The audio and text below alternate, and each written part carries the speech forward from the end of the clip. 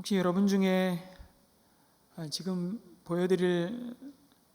사진에서 보여드릴 이 사막이나 혹시 광야를 지나가는 경험을 해보신 분들이 계신지 모르겠습니다. 우리나라 땅의 지형에서는 볼 수 없는, 그래서 참 아름답게만 보이는 풍경인지도 모르겠습니다. 사막, 그 다음 광야, 조금은 성격이 다르지만 아마 이스라엘 백성들이 이와 같은 광야를 40년 동안 구름 기둥과 불 기둥으로 한 걸음 앞서 인도하시는 그 인도하심을 따라 돌고 또 돌고 아마 돌았을 것입니다. 광야에는 보시다시피 길이 없습니다. 정확히 말하면 길이 보이지 않습니다. 그러나 그 보이지 않는 그 길을 마치 지도를 보는 것 같이 아는 사람들이 있습니다. 바로 베두인들입니다. 한번 이런 복장들을 가지고 지금도 사우디아라비아나 그 광야 지역에서 양을 치고 목축업으로 또 텐트를 이곳에 치면 또 다른 곳에 텐트를 치고 또 이렇게 옮겨 다니면서 목축을 하는 베두인들인데요. 요즘에는 관광객들이 사막 광야 투어 같은 거를 하다 보니까 낙타를 통해서 또 차를 가지고 베두인들이 이렇게 투어를 시킨다고 하더라고요.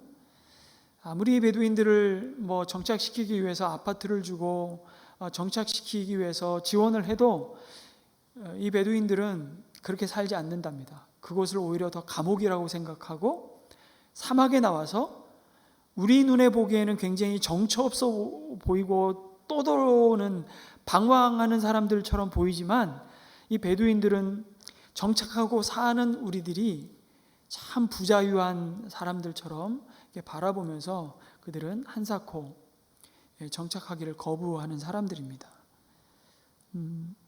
평생을 광야에서 살았기 때문에 광야 구석구석을 샅샅이 잘 알고 있는데 특별히 이들에게는 특별한 방향 감각을 가지고 있답니다. 그래서 20년 전에 한 번 가본 길도 기억할 수 있다고 합니다. 대단하지 않습니까? 광야에 그래서 들어갈 때는 이런 베두인들과 반드시 길을 같이 들어가야 그래야 살아나올 수 있는데요. 베두인이 앞서서 길을 갑니다. 우리가 그 가이드를 받는다고 생각해 보면 한참을 사막을 더 깊이 들어갈수록 사실은 우리는 더 불안해지는 거죠. 두렵기도 하고 진짜 이 길이 맞나 의심이 생기기 시작하고 그러면 이제 가이드인 베두인들에게 관광객이 묻습니다. 어디가 길입니까 도대체? 그러면 베두인들이 이렇게 대답한답니다. 내가 곧 길입니다. 나를 따라오기만 하면 됩니다. 어디서 많이 듣던 소리 아닌가요? 내가 곧 길이요 진리요 생명이니. 예수님이 우리의 영원한 목자가 되셔서 우리 길이 되셔서 우리를 하나님 아버지께로 인도하시는 약속의 말씀을 떠올리게 하죠. 성도들에게 가장 좋아하는 시편 말씀을 한번 말해 보십시오. 그러면 대부분 이구동성으로 이 시편을 얘기합니다. 왜냐하면 다른 시편을 암송하고 있는 게 별로 없거든요. 그래서 시편 1편 아니면 대부분 다윗이 광야에서 노래했던 시편 23편입니다. 여호와는 나의 목자시니 내게 부족함이 없으리로다. 그가 나를 푸른 초장으로 인도하시며 쉴 만한 물가로 인도하시는도다. 성경은 자주 주님이 우리의 목자가 되셔서 양들인 우리와 함께 하시고 또 한 걸음 앞서 인도하신다고 말씀합니다. 그러나 그런 양들로 비유된 인생은 참 양들의 특성답게 고집이 세서 그릇 행하며 각기 제 소견에 오른 대로 제 길로 행한다고 말씀하시죠. 터키에서 그래서 실제로 있었던 일입니다. 2005년인데요. 각기 흩어져 있던 양을 치던 무려 26명의 목자들이 어느 날 함께 모여서 아침을 함께 하게 되었습니다. 얼마나 기뻤을까요? 외롭게 이곳저곳 양들을 치면서 자기가 맡은 양무리들을 늘 꼴을 찾아서 이동하다가 목자들이 함께 한날 모였으니 굉장히 그날은 즐거웠던 모양입니다. 함께 아침 식사를 하는데 자기들이 맡고 있었던 책임지는 양들이 지금 어떤 상황인지 아마 살피지를 못했던 것 같아요. 그러는 사이 양 한 마리가 무리를 이탈해서 어딘가로 향했습니다. 그것을 본 다른 양 몇 마리가 그 양을 쫓아가기 시작합니다. 그러자 또 다른 더 큰 무리의 양들이 그 뒤를 따라갔습니다. 이게 양의 특징이에요. 이건 저는 직접 이제 목격을 했는데요. 요즘은 여러분 양을 보시려면 우리나라는 어디 가죠? 대관령 양떼 목장을 가죠. 이제 그냥 관광 상품용으로 기르는 양인지 모르겠지만 저는 예전에는 사실은 예수원 목장을 갔습니다. 태백에 있는 예수원에 가면 우리 기도 처소도 있지만 그때 양을 키운 목장을 따로 한 몇 킬로 떨어져서 양목장을 키웠는데 지금은 소를 키우더라고요.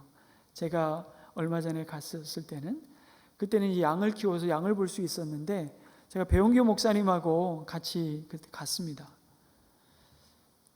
한겨울에 정말 태백에 눈이 많이 내리더라고요. 거의 가슴까지는 아니어도 무릎에서 좀 더 높이까지 찬 그 눈을 헤치고 정말 길이 없는 그 양목장을 찾아가겠다고 한번 보겠다고 갔더니만 성공의 신부님이 아니 이 겨울에 어떻게 거길 헤치고 왔냐고 참 대단하다고 그러면서 그때 이제 형규 형이라 불렀죠. 형규 형하고 저에게 수제비를 끓여주더라고요. 너무 맛있게 먹었습니다. 추운데 배고픈데 수제비를 끓여주면서 제가 그 양들을 유심히 아주 오랫동안 관찰하고 바라보았습니다. 한 마리 양이 놀래서 그랬는지 저쪽으로 쏜살같이 뛰어가니까 정말 무리들이 줄지어서 그 양을 그 뒷꽁무니를 놓칠세라 정신없이 따라가는 거예요. 그리고 그 양이 또 이쪽으로 뛰어오니까 이쪽으로 달려오더라고요. 아, 이 양의 특성이 맞구나. 그런 일이 벌어진 거예요. 터키에서. 근데 무슨 일이 생겼냐면 450마리의 양이 벼랑에 떨어져 죽었습니다. 그리고 1000마리가 넘는 양들이 떨어져서 아주 다치는 비극적인 일이 일어났죠. 이유는 이렇습니다. 맨 앞에 가던 양이 계속 꼴을 뜯어 먹으면서 가다가 그만 낭떠러지에 떨어지고 만 것입니다. 양들은요 시력이 굉장히 안 좋습니다.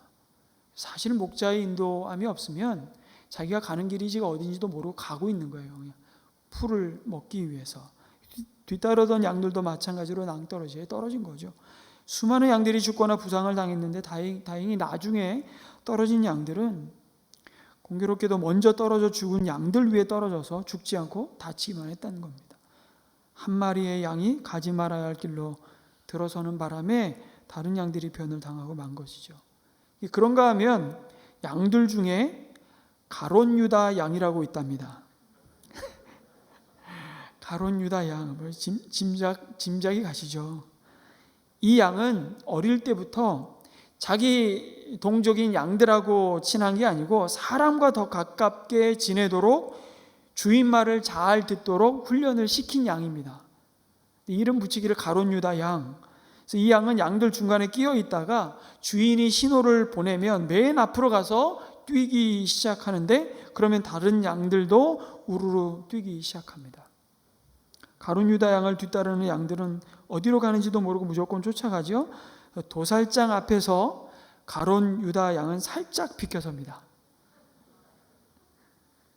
그러나 다른 양들은 그것도 모르고 도살장 안으로 뛰어 그냥 정신없이 들어가는 거죠.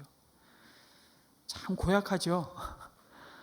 이 세상에는 근데 참 영적으로 보면 가롯 유다 양처럼 잘못된 목자의 인도를 따라가는 사람들이 얼마나 많은지 모릅니다. 각종 사이비 종교와 이단에 빠져서 낭떠러지로 떨어지는 사람들이 참 많습니다.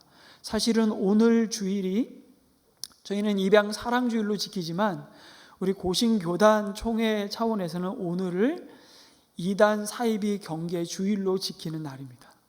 사실 공문이 내려왔어요. 특별히 교회에 몰래 들어와서 수근수근하며 말씀을 혼잡케 하고 성도와 성도와 목회자를 이간질시키면서 하나님의 양을 훔치는, 특별히 신천지와 같은, 코로나로 인해서 신천지의 정체가 그들이 어떻게 포교를 하고 그 영혼들을 훔치는지를 소상히 지상파 방송을 통해서도 공개가 돼서 이제는 신천지가 아예 대놓고 포교의 전략을 바꿨습니다.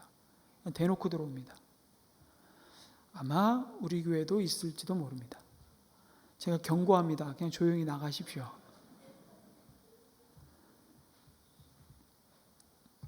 여러분, 맹인이 맹인을 인도하면 둘 다 구덩이에 빠지고 맙니다. 길을 잃은 사람을 따라가면 같이 길을 잃게 되죠. 같이 구덩이에 빠집니다.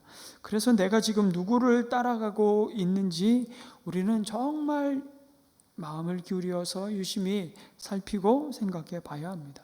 오늘 말씀의 하나님은 출애굽한 이스라엘의 목자가 되셔서 어떻게 해요?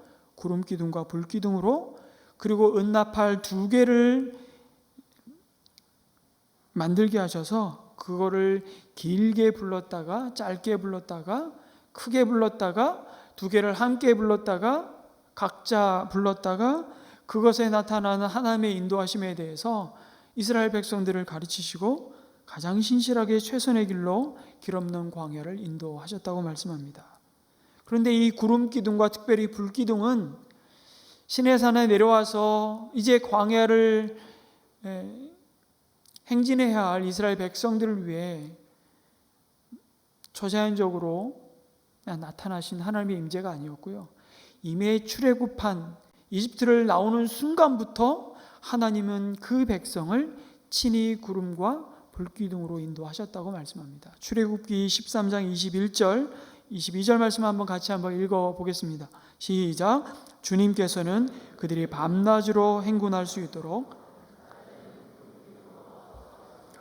길을 인도하시고 밤에는 불기둥으로 앞길을 비추어 주셨다. 낮에는 구름기둥, 밤에는 불기둥이 그 백성 앞을 떠나지 않았다. 그런데 이렇게 구름기둥으로 불기둥으로 지금 우리로서는 상상하는 것만으로도 너무 영광스러울 그런 광경 아니겠습니까? 그런데 이렇게 구름기둥과 불기둥을 보내주시면서 이 인도하심 앞에 이스라엘 백성들이 취해야 할 믿음의 태도는 무엇이었을까요? 그 하나님을 신뢰하고 주님께 순종할 것을 요구받는 것입니다. 구름이 하루 머물다가 뜨고요, 어떤 때는 이틀, 또 한 달, 그리고 1년 동안 꼼짝도 않고 성막 위에 머물러 있기도 했습니다. 그야말로 누구 마음대로이십니까? 이스라엘 마음대로요? 하나님 마음대로입니다. 그런데 우리는 이 지긋지긋한 광야 빨리 그냥 지나가고 싶은 거예요. 빨리 가고 싶은 겁니다. 때로는 너무 힘들어서 그냥 꼼짝도 움직이고 싶지 않는데 성막에 임재했던 머물렀던 구름이 떠오르면 짐 싸야 되는 거예요. 어제 떠올랐던 구름이 하룻밤 자고 나니까 다시 떠올라도 그러면 장막을 치자마자 다시 걷어야 되는 것이죠. 얼마나 귀찮고 짜증나는 일이겠습니까? 신날까요? 아니요, 그것도 하루 이틀이지. 여러분, 감가상각의 법칙이 있습니다. 처음에는 그게 너무나 신비롭고 너무나 놀랍고 너무나 크신 하나님의 은혜인데 그게 하루, 이틀, 1년, 10년, 20년 되다 보면 그냥 무감각해지는 겁니다. 그냥 당연히 그런가 보다. 우리 이 찬양 많이 하잖아요. 당연하다고 생각했던 것이 당연한 것이 아니라 하나님의 은혜였는데 그걸 당연하다고 생각하면서 그 은혜로 우리가 지금 감사하지도 기뻐하지도 찬양하지도 않는 일들이 우리에게는 얼마나 많은지 모릅니다. 아마 이스라엘 백성들이 그랬던 것 같아요. 더 힘든 거는요, 그들의 시간과 하나님의 시간이 다르다는 거예요. 그들이 그것을 인정하기까지 너무 힘든 거죠. 그러나 그것을 인정하고 하나님은 언제나 오르십니다. 그것을 받아들이는 것이 바로 구름기둥과 불기둥의 인도하심이었습니다. 뭘 말해줍니까? 광야에서 그들의 삶의 주도권을 주님께 내어드리는 순종의 사람들로 그들을 지금 빚어 가시는 과정입니다. 여러분, 광야는요 전혀 일관성이 없는 땅입니다. 아니, 그런 땅에서 더더군다나 그냥 일주일이면 일주일, 한 달이면 한 달, 좀 규칙적으로 인도를 하셔야지 예측이 되는 거 아닙니까? 이때쯤 이제 우리가 좀 짐 정리하고 이렇게 뭐 예측이 가능해야 되는데, 하나님은 광야에서 그 예측을 허용하지 않으셨습니다. 인간의 예측보다, 판단보다, 합리적인 상식보다 그들을 더 사랑하시고 잘 아시는, 그리고 그 광야의 모든 상황을 아시는 하나님께서 그 백성을 앞서 인도하시고 있음을 그들이 온전히 신뢰하기까지 하나님은 어쩌면 그 광야에서 그들을 훈련시키신 겁니다. 그래서 광야는 순종으로 훈련하는 자리라고 말씀할 수 있죠. 내 길은 너희 길과 다르다. 그래도 내 생각대로 따르겠니? 우리 조소영 자매님이 그 경험을 한 거예요. 내 방법은 너희 방법과 달라. 그래도 내 방법대로 너 한번 해보겠니? 그렇게 물으시는 거죠. 내 생각은 너희 생각과 달라.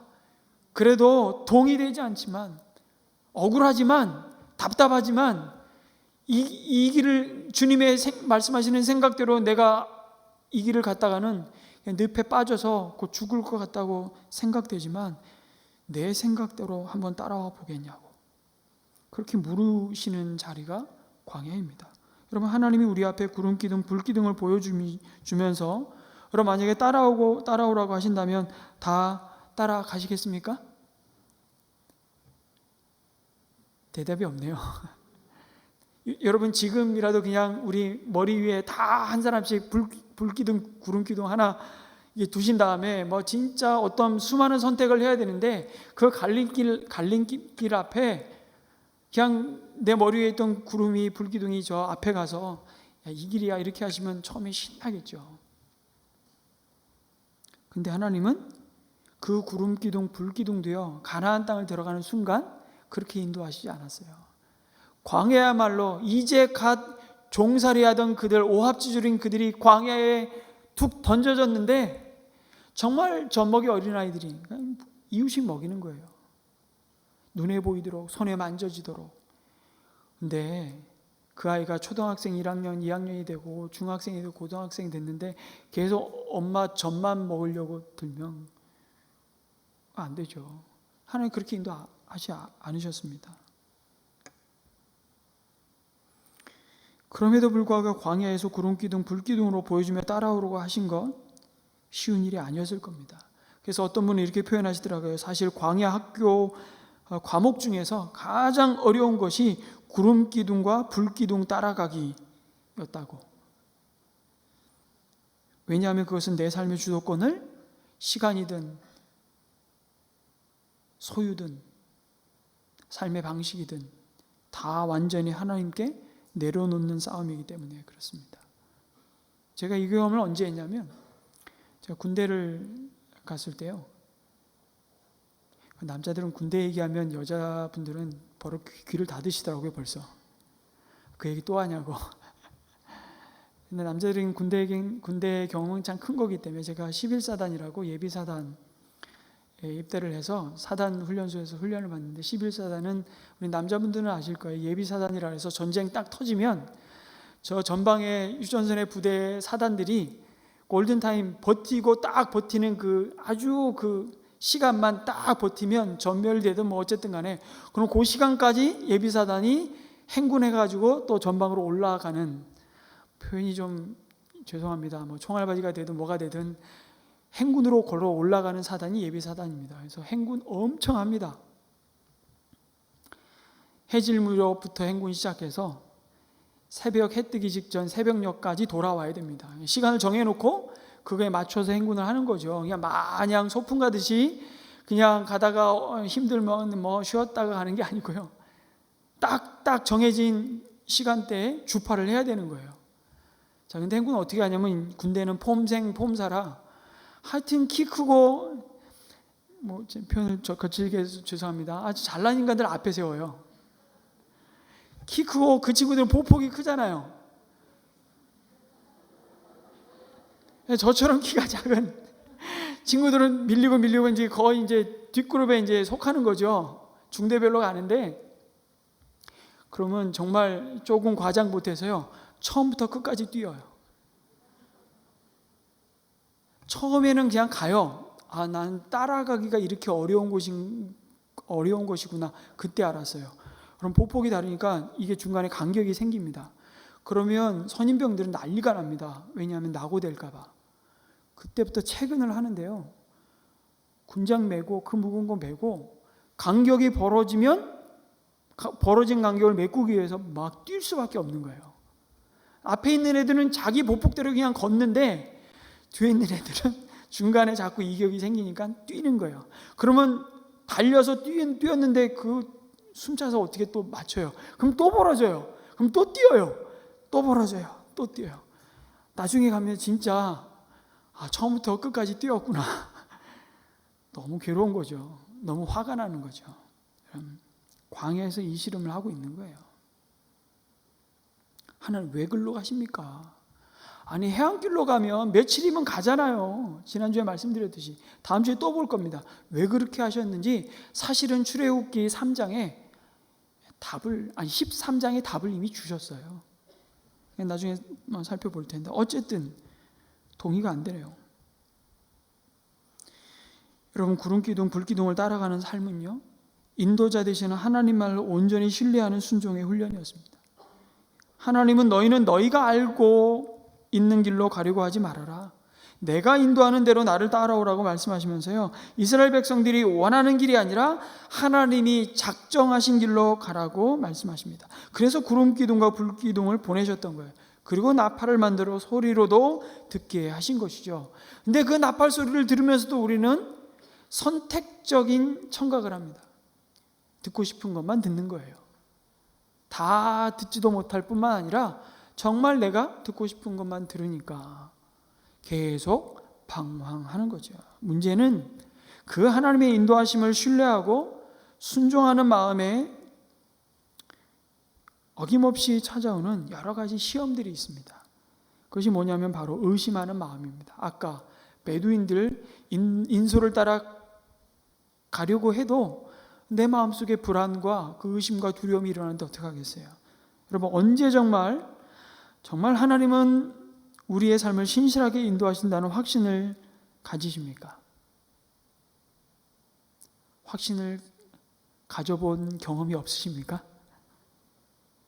좀 반응을 해주세요. 언제 그런 확신을 가지십니까? 자, 그런 확신을 한 번이라도 난 가져봤다라고 하시는 분 손 들어보세요.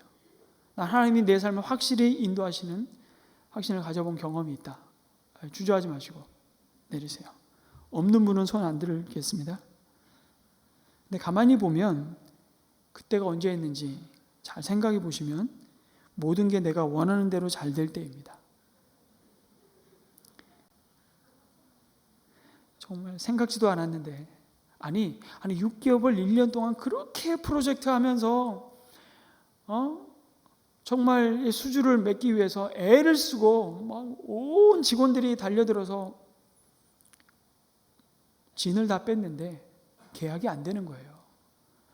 이 사업은 이것으로 진짜 끝나는 모양이다. 그리고 이제 정말 마음에 너무 큰 낙심 그리고 두려움이 밀려오는데 어느 날 갑자기 예상치도 않았는데 바이어가 와가지고 이제 계약하자고, 이제 됐다고.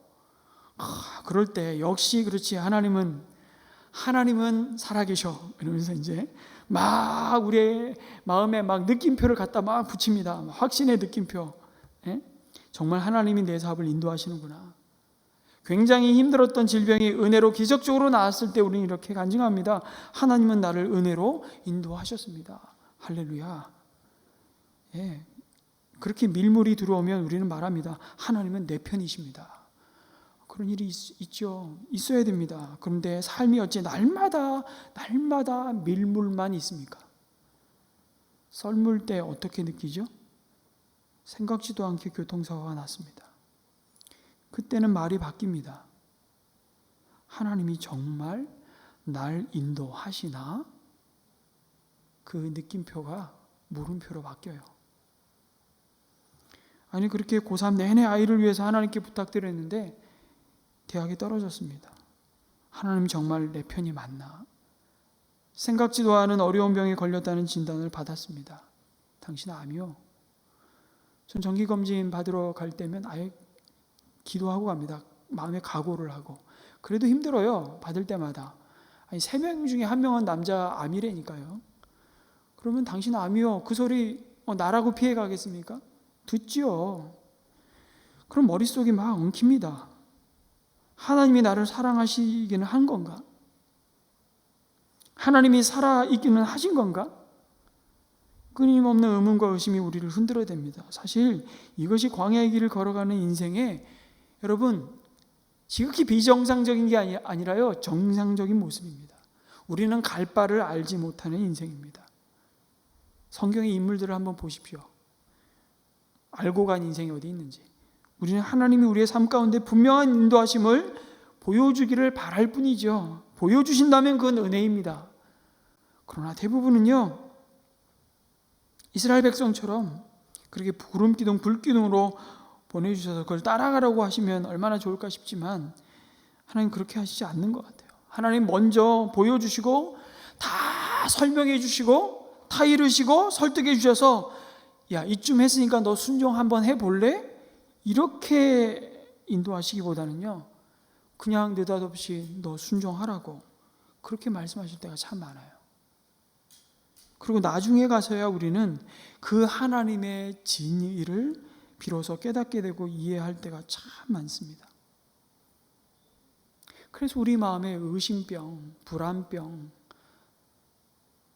이 조급병, 이것 때문에 우리는 이 광야에서 계속 방황하는 거예요. 걸려진 데 또 걸려 넘어지고 깐 데 또 까시고 아킬레스건이 다 사람마다 달라요.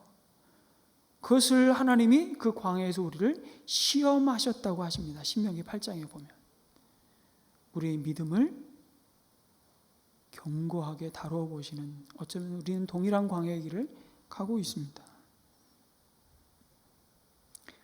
때로는 하나님은 우리 삶을 인도하시는데 한 번에 하나씩만 보여주십니다. 한 번에 다 보여주시지도 않아요. 그저 그냥 매일매일 하나님의 인도를 따라가다 보면 하나님이 어디로 인도하시는지가 그냥 조금씩 이해되고 보이는 겁니다. 그러면 그만큼 길을 열어주시면 그만큼 가는 거예요. 그래서 저는 사실은 박 목사님한테 그렇게 목회를 배웠고 박 목사님도 그러셨어요. 저도 그렇게 목회를 하는 것 같아요. 저는 목회 무슨 계획을 세우고 뭐 5주년, 10주년 목회 뭐 이렇게 이걸 잘 못해요. 저는 안 맞는 것 같아요. 1년, 연간 일정 짜는 것도 너무 오래 아파요, 저는. 사실은 그것도 짜놓고 보니까 지난 2년 동안 별로 짜는 대로 된 게 없어요. 뭐 코로나 터져서 뭐 하려고 그러면 근데 어저께는 감사하게 목자 수련회를 잘했습니다. 여러분 그것도 4월 달에 하려고 했던 거예요. 근데 한 달 미뤄져가지고 뭐 금요일, 토요일, 어저께 한 거예요. 여러분 하나님 인도를 하시려면 좀 마스터 플랜을 쫙 보여주시고 뭐 결단을 확실하게 하라고 하시든지. 근데 그냥 내 발의 등이요 내 길의 빛이에요. 그냥 내가 가는 길만큼만 다 보여주는 거예요. 뭘 요구하시는 거예요?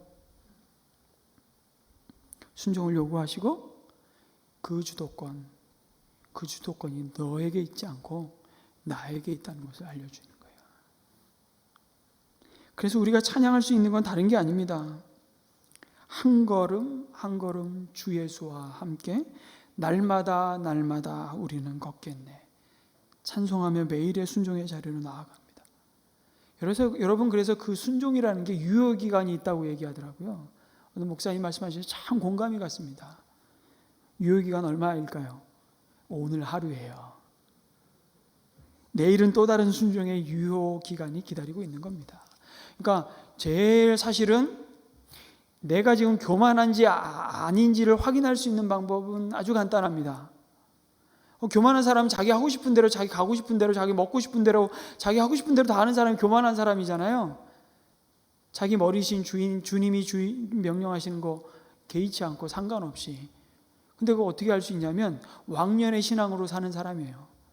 내 왕년에 다 안 해본 것 같아? 나 왕년에 다 기도해봤어. 나 왕년에 다, 나도 하루에 뭐 성경 1년에 뭐 몇 독씩 했던 사람이야. 나 성가대 옛날에 다 했고 나도 찬송 그렇게 목 터져라 불러봤던 사람이라니까. 그 왕년의 순종과 그 유효기간을 연장해서 오늘도 근근히 연명해 가고 있는 사람은 사실은 교만한 사람이에요. 여러분, 순종의 삶을 살려면 그래서 나를 보면 안 돼요. 끊임없이 어디를 봐야 돼요?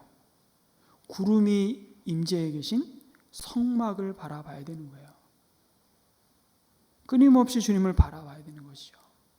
하나님 우리의 달려갈 길 인도하시지만 한 번에 다 보여주시지 않습니다. 한 걸음씩만 인도하시기 때문에, 하루하루 인도하시기 때문에, 일용할 양식을 주시기 때문에 하루하루 은혜를 내려주시는 거죠. 1년치 은혜를 한꺼번에 왕창 내려주시지 않습니다. 그렇게 내려주시는 건 사실은 징계고 심판이에요. 그 장면 우리 이미 이번 주에 묵상하셨죠? 한 달치를 싸놓고 먹잖아요. 기브롯 핫다와 탐욕의 무덤에서 다 묻히는 거예요. 여러분, 광야 40년을 메추라기 주시지 않았습니다. 여기 성경을 잘 읽어보시면 40년 동안 만나를 주셨지 메추라기는 딱 그때 주시고 제 기억은 안 주신 것 같아요. 여러분, 탐욕의 열매예요. 메추라기는. 광야에서는 메추라기를 구하면 안 돼요. 만나로 족한 줄 알고 살아야 돼요. 근데 그러고 싶지가 않은 거예요. 그러니까 1년치 은혜 기다리다가 지쳐서 나가 떨어지는 거예요. 그렇기 때문에 우리는 겸손하게 매일매일 기도할 수밖에 없습니다. 매일의 순종, 유효기간 채우면 다시 다른 순종으로. 그 순종의 삶을 살려면 내 안에 나를 바라보고 나를 묵상하고 내 논리를 묵상하고 내 소원에 붙들려서는 절대로 순종할 수 없습니다. 그러면 이 길을 갈 수 없을 뿐만 아니라 가는 것 자체가 미친 짓이에요. 그래서 넓은 길로 많은 사람들이 간다고 하잖아요. 주님이 좁은 길로 가는 사람이 적다고 하십니다. 하나님을 생각하고 그 하나님을 바라보고 하나님을 쳐다보고 갈 때 우리는 그 순종이 점점 가볍다는 것을, 그 순종이야말로 가장 큰 기쁨이라는 것을 비로소 경험하는 거예요. 처음에는 목장에서 목장 생활 하셔야 됩니다. 목장이 교회입니다. 그렇게 말하면 목장에 가서 자기 삶을 오픈하는 순간 자기는 발가 벗겨지는 줄 알아요. 죽는 줄 안다는 거예요. 거기에 발을 디뎌 놨다가는 늪에 빠져가지고 살아 못 들어올 것처럼 두려운 거예요. 근데 그 목장 모임이 하나님이 주시는 은혜의 마당인 걸 알고 한 발 디디고 두 발 디디고 거기를 뛰어다니기 시작하면 그 목장을 통해서 하나님이 서로를 얼마나 놀랍게 서로를 버텨주는 믿음의 사람들로 서로의 믿음을 붙들어주는 공동체가 이루어지는지 모릅니다. 그래서 우리는 광야를 지나가는 거예요. 그게 하나님 바라보는 거죠. 근데 우리 언제 하나님의 그 인도하심을 그럼에도 불구하고 또 의심하며 주저앉을까요? 우리가 죄를 지었을 때, 내가 나보기에도 함량 미달하라고 생각할 때, 아니 회개했는데 어느새 또 동일한 죄 가운데 빠져 허우적거릴 때 하나님이 나와 함께 하실까? 나를 사랑하실까? 아닐 것 같은 겁니다. 하나님이 한 10m쯤 떨어져 있는 것 같아요. 아니 더 큰 죄를 지으면 하나님이 한 100m쯤 멀찍이 떨어지셔서 팔짱 끼고 매우 불쾌한 눈으로 우리를 이렇게 쳐다보시면서 저 인간을 어떻게 잡아야 되나 그렇게 할 것처럼 하나님이 느껴지는 거죠. 그러면 사탄은 놀랍게 귀신같이 알아요. 귀신이기 때문에. 영이잖아요. 그때 우리의 믿음을 흔들어 놓습니다. 이리저리 끌고 가는 거죠. 야, 니까짓 게 무슨 신앙이라고. 신앙은 무슨 신앙. 야, 그만둬. 됐어. 그리고 낙심을 시키고 정죄하고 판단하고 우리의 믿음을 무너뜨립니다. 그러니까 혼자 있으면 위험해요. 그래서 같이 있어야 되는 거예요. 또 다른 경우는 뭐냐면 내가 당하고 있는, 말씀드렸듯이 시련이 너무 혹독하고 언제 끝날지 모를 때, 하나님은 어째서 나에게 지금 이런 시련을 주십니까? 하나님 내 기도를 이렇게 방치하시는 거 보니까, 하나님 이렇게 오래 기다리게 하시는 거 보니까 하나님 나에게 관심 떠났네. 그러면서 우리는 흔들리는 겁니다. 삶이 흔들리기 전에 생각이 흔들리고 하나님을 향한 신뢰가 바닥을 치는 거죠. 흔들립니다. 이때 우리에게 필요한 것이 무엇입니까? 하나님이 과연 우리를 인도하실까? 나를 위하실까? 그 의심으로부터, 무슨 소리야? 하나님은 우리 삶을 가장 최선의 길로 인도하십니다. 그 확신의 자리에 서게 하는 것이 무엇일까요? 그것은 우리가 그 어떤 광야의 자리에 있든지 하나님의 신실하신 약속을 붙잡는 겁니다. 그것이 성령 하나님이 우리 몸을 성전 삼으시고 우리 안에 영원토록 함께 하셔서 우리의 삶을 진리로 인도하시는 은혜예요. 그럼 내 안에 성령 하나님이 나와 함께 하심을 믿으십니까? 아멘. 그럼 게임 끝난 거예요. 제가 말씀 묵상하다가 1, 2부 때는 생각이 안 났는데, 이게 게임 끝난 인생이구나. 갑자기 그 구호를 저 방에서 외치고 나왔습니다. 따라해 보십시오. 틀렸다, 다 틀렸다. 졸리세요? 네. 틀렸다, 다 틀렸다. 지옥 가기는 다 틀렸다. 네, 이거예요. 사단에게, 야, 난 지옥의 사람이 아니야. 하나님의 나라에 입적된 사람이야. 입양된 사람이야. 건들지 마. 까불지 마. 우리에게 유혹이 찾아올 때, 우리에게 시험이 찾아올 때, 우리의 삶에 큰 낙심과 의심이 찾아올 때, 그 고난의 광야의 끝이 어딘지 모르고 여전히 오늘도 다람쥐 쳇바퀴 돌듯이 그 고단한 삶을 지나가야만 할 때 우리가 외쳐야 될, 선포해야 될 약속의 말씀입니다.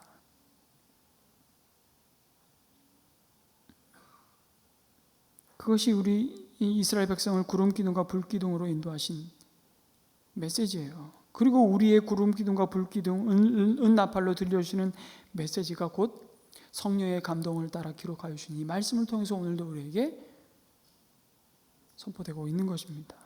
그럼 그 말씀 가운데 단연코 빠지지 않는 말씀이 있죠. 로마서 8장 28절이 아닐까 싶습니다. 우리 믿음의 의심이 찾아올 때, 내가 그리스도를 따르고 그리스도를 믿는 것이 과연 무슨 의미가 있을까 회의가 찾아올 때, 우리의 삶을 흔들리지 않고 요동치 않게 붙드는 견고한 반석과도 같은 말씀을 우리에게 주시는 약속의 말씀이 로마서 8장 28절이에요. 같이 읽겠습니다. 시작. 하나님을 사랑하는 사람들, 곧 하나님의 뜻대로 부르심을 받은 사람들에게는 모든 일이 서로 협력해서 선을 이룬다는 것을 우리는 압니다. 아멘. 이 말씀만큼 우리에게 하나님의 선하심과 그분의 인도하심에 대한 위로와 확신을 주는 말씀도 없다는 생각을 종종 합니다. 그런데 이 말씀만큼 또 오용되고 남용되는 말씀이 또 없어요. 여러분, 이렇게 이해하는 경우가 좀 많죠. 하여튼 모든 나쁜 일이 좋은 일로 바뀔 거다. 그것의 보증처럼 붙드는 말씀이 로마서 8장 28절이에요. 맞죠? 아니에요? 맞죠? 반응이 왜 없지? 아니시기를 바랍니다. 심지어 우리 자신의 실수와 우리 자신의 부족함과 죄와 모든 것을 정당화하는 그런, 좀 심하게 말하면 악한 용도로 이 구절을 인용한다면 더더군다나 이 말씀이 주시는 의미가 뭔지 모르는 겁니다. 이런 거죠. 괜찮아. 다 잘 될 거야. 합력해서 선을 이루신다니까. 이번에 사업에 실패한 것도 괜찮아. 더 많은 이익을 주시기 위한 하나님의 계획일 거야. 이번에 시험에 떨어졌는데 괜찮아. 더 좋은 길을 인도하시는 하나님의 숨겨진 계획이 틀림없이 있어. 네, 맞습니다. 그럴 수 있습니다. 저 그거 부인하지 않습니다. 그거 소망하지 말라는 말씀 드리는 거 아닙니다. 그거 소망하셔야 됩니다. 이번에 중소기업에 떨어진 것은 대기업에 합격시켜 주시려고 하는 것일 거야. 우리 취업을 해야 되는 자녀들 취업 못해서 정말 너무너무 고통당하는 자녀를 바라볼 때 부모의 심정 그 말을 왜 못하겠습니까? 그런데 이렇게 해석하면 안 됩니다. 하나님의 자녀가 된 사람에게는 나쁜 일이 절대로 벌어지지 않는다는 무한 긍정의 확신을 갖게 만드는 말씀으로 이 말씀을 받으면 안 됩니다. 그런 말씀이 아니에요. 그래서 나쁜 일들은 더 좋은 일을 만들기 위한 그냥 하나의 한 재료 정도로 생각하는 거죠. 그렇지 않습니다. 여러분, 경건하게 사는 사람들이 고통을 겪지 않고 사나요? 주님의 뜻대로 자기 몸을 그 불의함에 내어주지 않았던 요셉이 어떤 고통을 겪으면서 살았는지 여러분 아시지 않습니까? 나를 바라보시는 하나님 앞에 내가 어찌 득죄하리이까 하여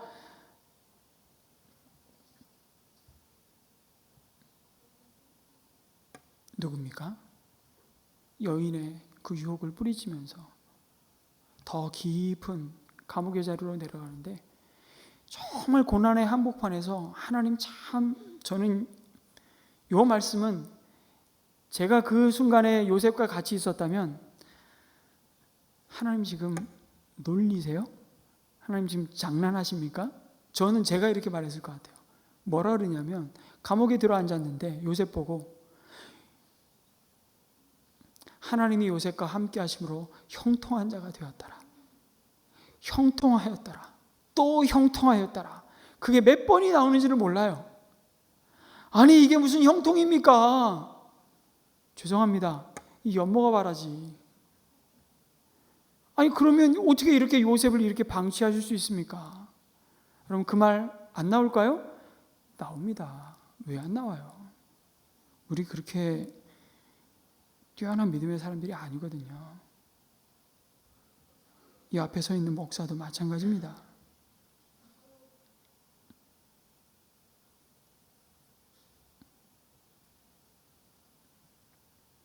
하나님 의지하고 전적으로 신뢰했던 다윗이 여러분 시편 23편을 그렇게 고백했지만 어떤 고통을 당했는지 여러분 아시잖아요.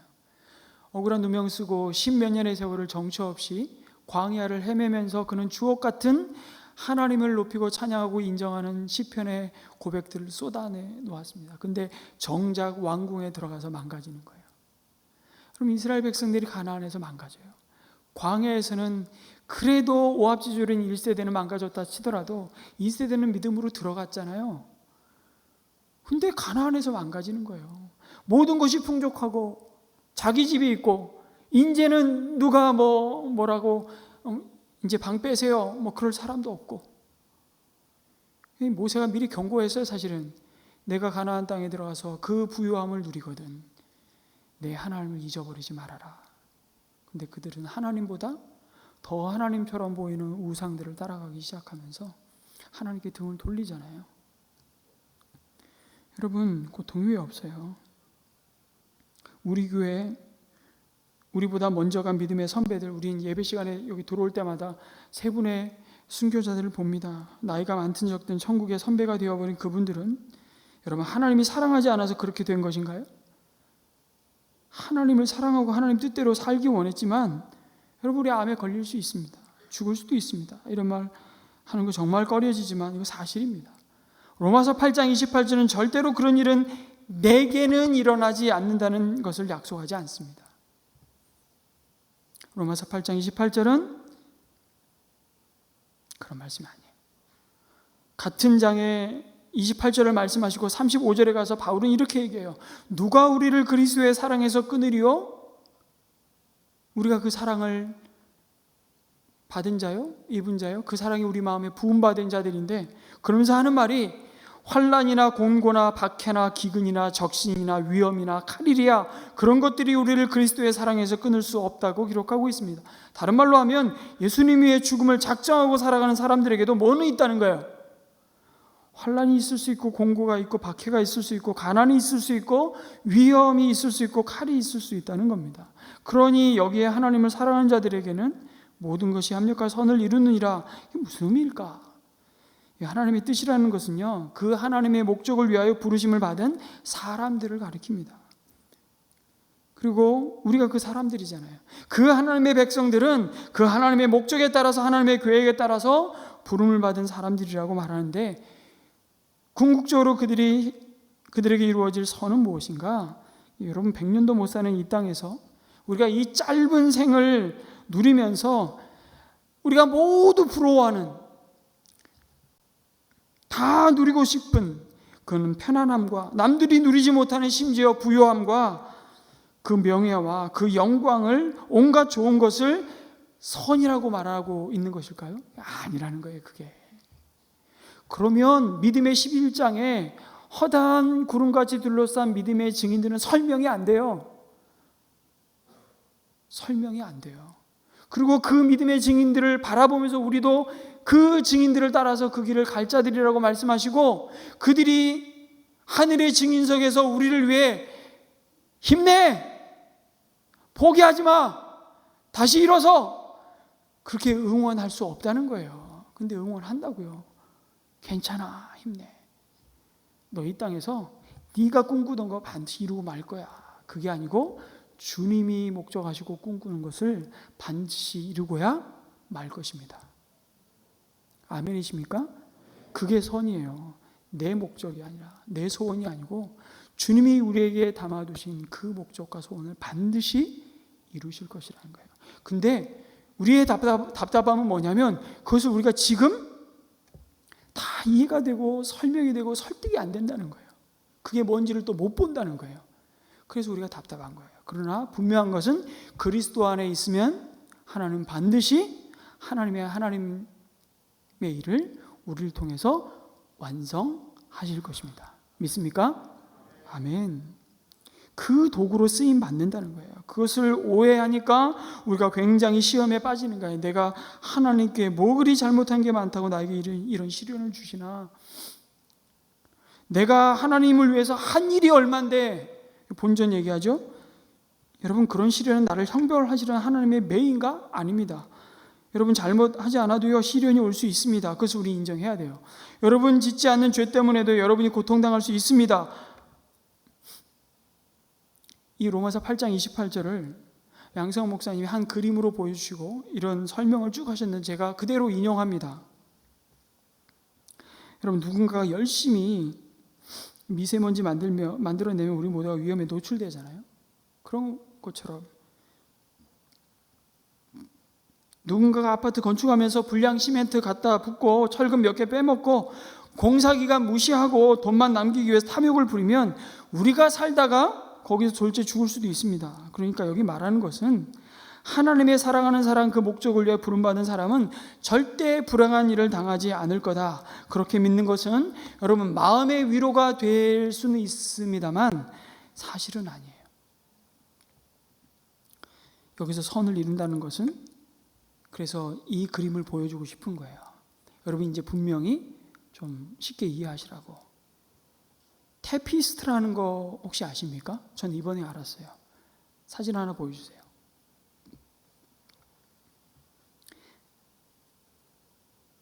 여러분, 카페트를 짜듯이 실을 집어넣어서 걸개 뭐 이런 것을 짜는 것인데 일종의 거대한 수혜라고 할 수 있는, 이걸 테피스트라고 하더라고요. 여러분, 뭐가 보이시죠? 아무것도 안 보이세요? 뭐가 보이시죠? 제가 물어봤는데 여러분 대답을 안 하시는 이유를 제가 짐작해서 이렇게 말씀드릴 수 있어요. 자꾸 뭔가 보여야 될 것 같아. 그 곡을 맞추려고 하시니까 지금 대답을 못 하시는데 뭐가 보이세요? 그냥 실요. 막 진짜 얼기설기 뭐 질서가 온 정신이 싸나운 실 줄기들이 여기저기 있는 것만 보이는 거죠. 색깔은 왜 저 색깔은 저기 꽂혀 있는지, 왜 이쪽은 허옇고 저쪽은 파란지 모르겠습니다. 진짜 도통 모르겠어요. 우리 편에서 저 테피스트리를 짜는 사람 반대편에서 이걸 보면 이해되는 것이 있다 없다? 아무것도 없습니다. 우리는 그저 믿을 뿐입니다. 저 예술가는 뭘 믿는 거예요? 분명히 쓸데없는 실을 꼬이지 않았을 것이다. 쓸데없는 구멍을 뚫지 않았을 것이다. 이걸 믿는 거죠. 그리고 언젠가 그가 이 수틀을 뒤집어 놓고 우리에게 보일 것입니다. 자, 이제 보시죠. 다 끝났습니다. 이런 그림이 완성되기 위해서 하나님은 실 한 가닥 한 가닥, 구멍 하나하나까지도 하나도 실수함 없이 이 작품을 이루어내신다는 것이 합력하여 선을 이룬다는 뜻입니다. 우리 인생을 그렇게 빚어가고 계심을 믿으시기 바랍니다. 그래서 어떤 상황 속에서도 낙심하지 않을 이유가, 그래서 협력하여 하나님의 목적을 이루시고 마침내 우리에게 그 선한 열매를 우리에게 보게 하실 것이라고. 왜 그때 내게 그런 일이 일어났지? 하나님이 전능하시다면 왜 그걸 안 막으셨지? 하나님이 다 알고 계시다면 왜 그것을 미리 나한테 안 알려주셨지? 정말 분노가 나고 원망이 생깁니다. 우리 마음에 깊은 불신이 있습니다. 하나님께 대한 서운함도 섭섭함도 있습니다. 왜 우리 엄마를 그때 그렇게 불러가셨지? 왜 우리 아버지는 그렇게 갑작스럽게 의료사고로 세상에서 불러가셨지? 제 얘기입니다. 엄마 얘기는 아니고요. 저희 아버지는 제가 모시고 외래진료 환자로 모시고 기관지 내시경 하러 모시고 갔는데, 기관지 내시경실 앞에서 저희 아버님이 너무 기관지 내시경 맞는 거 힘들다, 만선아 기도를 좀 해다오 그랬어요. 간절히 손 붙잡고 기도하고 그냥 들어가셨어요. 그게 마지막이었습니다. 막 의사들과 간호사들이 뛰쳐나오는데 이렇게 미닫이 문으로 열리고 닫히는 순간 저희 아버님 가슴에 올라타서 하는 장면이 저희 아버님의 마지막 장면. 유언이 뭔지. 그럼 왜 그러셨을까요? 전 몰랐어요. 아니, 지금도 정말 어떤 부분은 이해가 안 돼요. 왜 그랬냐고요? 몰라요. 그걸 모르지만 한 가지 분명한 것은 그 모든 것 중에 단 한 가지도 쓸데없는 일은 없었다는 것입니다. 언제 우리가 그것을 확인할 수 있죠? 그날, 개봉되는 날, 그날이 옵니다. 우리가 이 땅을 떠날 때, 아니면 주님이 다시 오실 때, 우리는 우리가 지금까지 속상해왔고 안타까워했고 슬퍼했고 분노했던 모든 사건의 그 뒷면에 하나님이 가지셨던 작품의 완성을 보게 될 것입니다. 광야의 한복판에서는 이해가 안 되죠? 그 사건과 하나님이 연결이 안 됩니다. 그 억울한 일과 오늘 내 마음의 평강이 도무지 매칭이 안 됩니다. 누구나 다 그런 마음의 응어리가 있죠. 그러나 하나님은 쓸데없는 일을 하지 않으십니다. 이 모든 것이 하나님의 작품을 이루기 위한 하나님의 계획이기 때문에 여러분, 하나님의 계획이 있는 중요한 사람들입니다. 믿으십니까? 하나님 지금도 그 계획을 이루어가고 있으십니다. 여러분의 실패도, 여러분의 단식도, 여러분의 눈물도 다 그 작품을 이루어내기 위한 하나님의 작업대인지도 모르겠습니다. 분명한 것은 이해가 되지 않아서 억울하고 답답하고 슬프고 화가 나지만, 그럼에도 여전히 하나님은 가장 최선의 길로 오늘도 우리의 삶을 인도하고 계심을 우리는 확신합니다. 오늘도 약속의 말씀을 붙잡고 또 하루의 순종의 걸음을 믿음으로 내디딜 수 있습니다. 모든 것이 합력하여 마침내 선을 이루실 것이기 때문입니다. 아멘. 우리 모두가 그 소망을 보고 또 한 주간도 싱싱하게 믿음의 긍지를 달려가셨으면 좋겠습니다. 그럴 때 우리는 찬송할 것입니다. 주님이 뜻하신 일 헤아리기 어렵더라도 언제나 주 뜻 안에 내가 있음을 아노라. 사랑과 말씀들이 나를 더욱 새롭게 하니 때로는 넘어져도 최후 승리를 믿노라.